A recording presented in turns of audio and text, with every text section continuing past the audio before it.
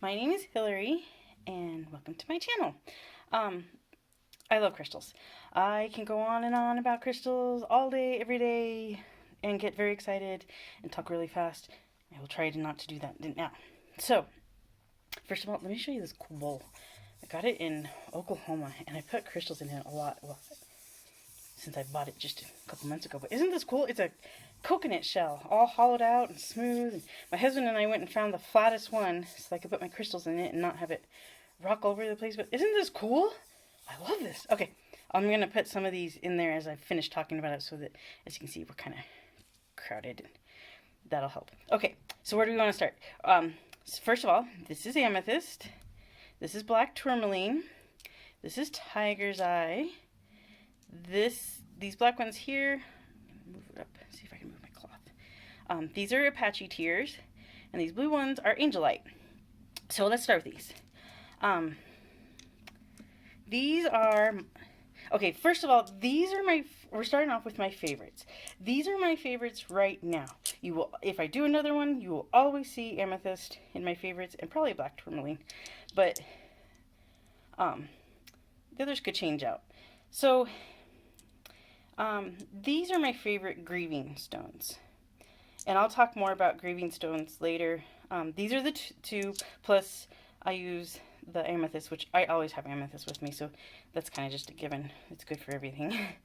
But these are when something's going on, I grab for these. So let's start with the Angelite. You can see which one when I carry it. This one is the one, a little beat up. And then this one, I try to keep it still nice. But this stone it's not a very common stone for grief, but it's one of my favorites because, you know, when you're grieving, you're stressed, you're just kind of feeling crazy, and sometimes you just feel alone. And Angelite is really good because it's a very comforting stone. It's like a gigantic hug. It's hard to explain. It makes it feel like you're not alone, and that there's somebody there that's got your back, and that's there when you need the support, when you need that hug, or anything like that. And then these are Apache Tears.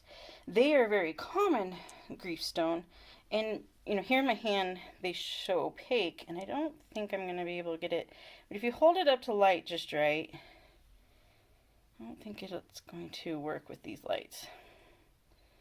But if you hold it just right, you can see it's like kind of like a black glass looking. So this Apache Tears are a little different. They still kind of make you feel like they've got your back, but it's not like the comforting got your back that the Angelite does. The Apache Tears are more like the protective. You're feeling vulnerable during your grief, dealing with depression, stress, all that. So the Apache Tears, sorry, it makes it feel like there's somebody watching your back. It's like the protection that's there when you're vulnerable, and it's more, it's hard to explain. To me, it feels like it's there to watch your back, and the Angelite is there so you feel like there's somebody at your back. So those are my two favorite grieving stones. Now, fairly recently, I lost my grandma, and the day that we found out she was put on comfort care, I grabbed that one plus one of the Apache Tears, and I put it in my pocket immediately because I knew I was going to need them. And a few days later, I'm getting emotional. A few days later, she passed away, and during that time, I started thinking about my grandpa too, who passed away several years ago. Whew, sorry.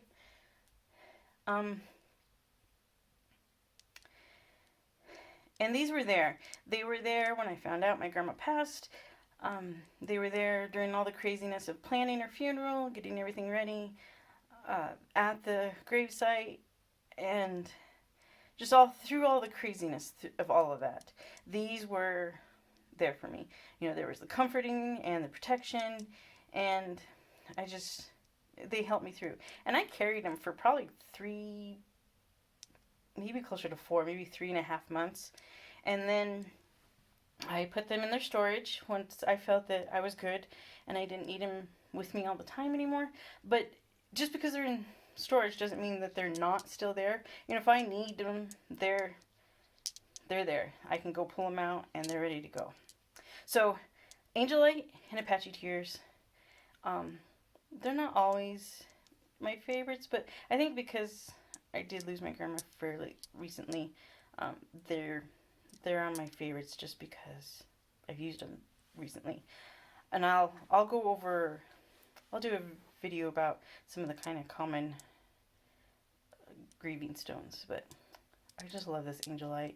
I've seen angels carved out of Angelite, and I think that's pretty awesome. I don't think I'd carry an angel with me because it'd be a little bigger, and you can see how beat up this one gets being in my pocket with my amethyst and whatever else I'm carrying at the time. So there's those. I'll put those in the coconut bowl so they don't roll away. Now let's go Tiger's Eye.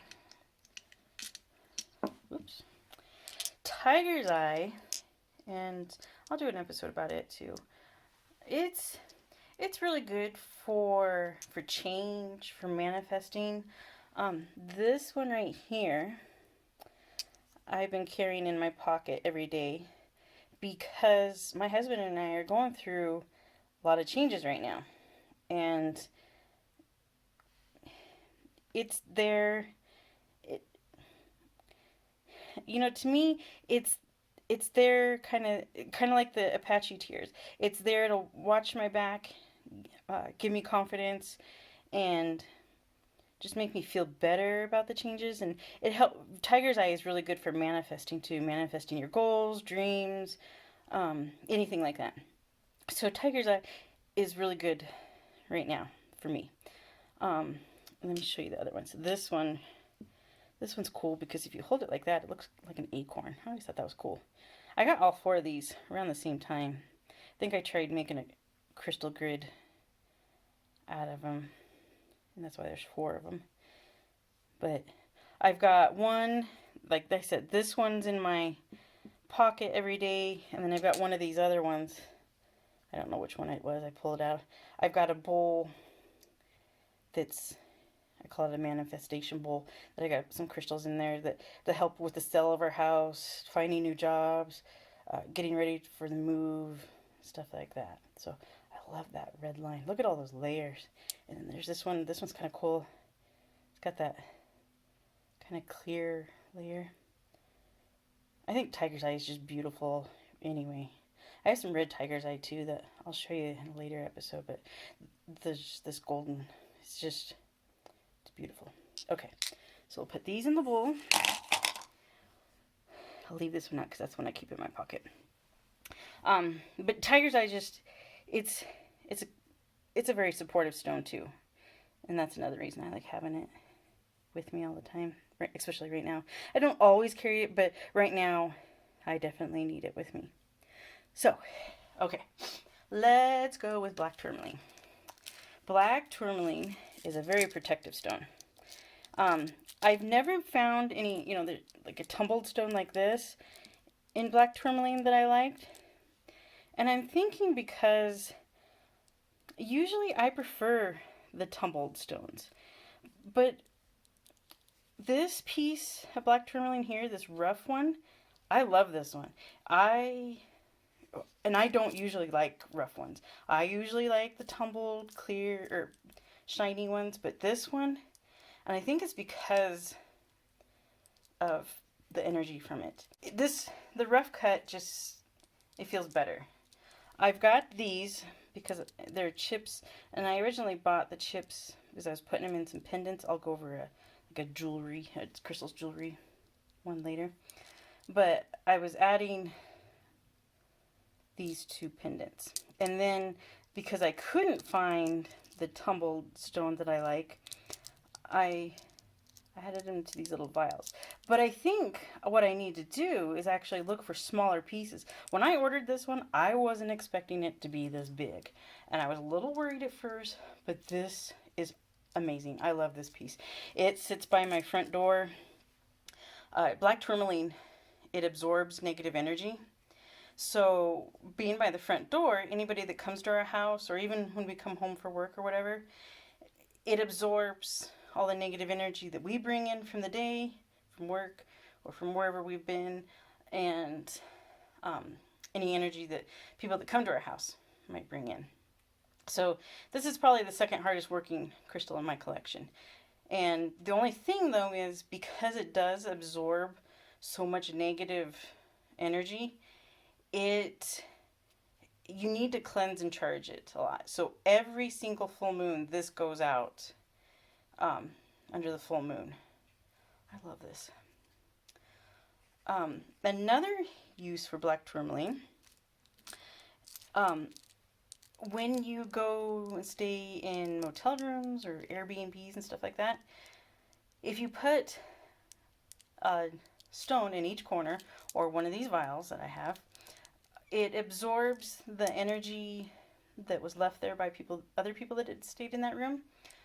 And it also absorbs any energy you bring in from the day, whether you're on vacation or business, whatever you're staying in that room for. It absorbs any negative energy you collected during the day and absorbs it. Or even if the maid comes in and she's got some negative energy going on, it'll absorb it, and it also protects your room. And it's just a good stone to have traveling. I love BlackTourmaline. It's one of my favorite protection, grounding black stone. I love it. Okay, so we'll put that in the bowls. Next is Amethyst. I love Amethyst. You'll probably hear me talk. I could probably do a whole channel just on Amethyst because it is so wonderful. Okay, so here you see I've got this cluster. It's a little itty bitty teeny tiny thing, but it's still pretty. It's been a little beat up. I've got it in one of those where you buy a bag and focus. There it goes. And then after you buy the bag, then you go through and you have to figure out what they are. This was in there. I was super happy. And then you'll see I love, let me get these in, the chevron. It's also called banded amethyst. See, I've got some of the lighter colored ones too, but the banded or chevron one is my favorite. And these two here I have had since middle school, when my class went to on a field trip to a museum or something like that. I bought these there. I also bought a piece of hematite, and I still have it too, and I'll show it to you later. But these, I've had these forever. And that was before I really got into crystals. But the white is actually quartz, and quartz amplifies powers of other crystals. So I think that's one of the reasons I like this, is the quartz amplifies the powers of the amethyst. This one is the one I carry every day, and you can see it fits in between my fingers, and I can rub it, kind of like a worry stone. It's perfect. I can reach in my pocket. It's there, and I love it. I love it. I love it. This one I got last summer, and the point a little broke off, but I can put it, you'll probably see this in my videos, point it so the calming energy it sends off is pointed at me, so hopefully I'll talk slower. So you'll probably see that. You'll probably see lots of amethyst. It's good for depression. I use it mostly for anxiety. Now, just so you know, just because crystals work, they work differently for other people, but just because I think amethyst is good for anxiety and depression doesn't mean you should stop any depression meds, anxiety meds, stop seeing your doctor. Don't do that. use crystals to help those medications, help your therapy, help whatever work better. You know, I say black tourmaline is a good protection stone. Don't leave your doors unlocked or in your house just wide open because you've got black tourmalines by the doors. It helps all your safety precautions. It's not going to keep all the bad people away all the time. It's just there to help and try to keep all the bad stuff away. So use crystals with all your other normal, your medications, your therapies, your locked doors, all that.